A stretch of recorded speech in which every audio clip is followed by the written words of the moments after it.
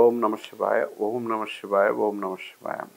శ్రీశైల మల్లికార్జున బ్రహ్మరామిక ఆశీస్సులు మీ అందరికి ఉండాలి మనస్ఫూర్తిగా కోరుకుంటూ, ఇంట్లో మనం ఏదైనా కార్యక్రమాలు ఉంటే కార్యక్రమం చేసుకుంటే అది పనులు అవ్వడానికి, కార్యక్రమంలో అనుకూలమైన ఫలితాలు ఇవ్వడానికి, ఏదైనా చేసే కార్యక్రమంలో సత్సంకల్పాన్ని ఇవ్వడానికి ఏం చేసుకుంటే మంచిది, ఏ కార్యక్రమం పోయేటప్పుడు ఎలా చేసుకుంటే, ఏ విధంగా చేసుకుంటే మంచి ఫలితాలు ఇస్తారని చెప్పవచ్చు.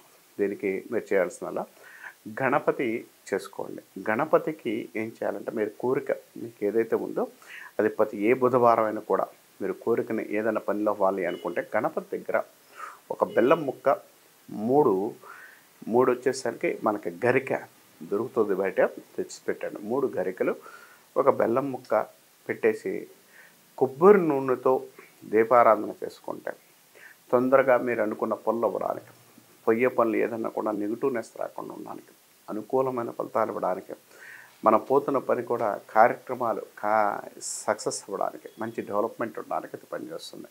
ఈ పని ఎవరైతే చేస్తారో, అంటే ఈ కార్యక్రమాలు ఎవరైతే చేస్తారో చాలా మంచి ఫలితాలు ఇవ్వడానికి, యోగాన్ని ఇవ్వడానికి కూడా అవకాశం కలిగి ఉంటారు. కాబట్టి మన ప్రేక్షకులు ఎవరైనా కూడా మీకు కార్యక్రమాలు ఇబ్బందులు అవుతున్నాయి, అంటే దగ్గరకు వచ్చి పని అవ్వట్లేదు, పని అవుతున్నా కూడా క్లారిటీ లేదు, ఇలాంటి విషయాలు మాత్రం ఏ బుధవారం అయినా కూడా స్టార్ట్ చేసి కంటిన్యూషన్ చేసుకోండి. కంటిన్యూషన్ 41 days ఆర్ 60 days మీ ఓపిక మండలం, అంటే 41 days 60 days మీరు సాధ్యమైనంత వరకు కూడా చేసుకోండి. చాలా మంచి ఫలితాలు ఇవ్వడానికి, చాలా యోగాన్ని ఇవ్వడానికి, చాలా సక్సెస్ ఇవ్వడానికి పనిచేస్తుంది. కాబట్టి మన ప్రేక్షకులు ప్రయత్నం చేసి మంచి డెవలప్మెంట్ ఉండాలి, మంచి అనుకూలమైన ఫలితాలు ఇవ్వడాన్ని మనస్ఫూర్తిగా కోరుకుంటున్నాను. కాబట్టి గనక చిన్న పనులే చేసుకోండి.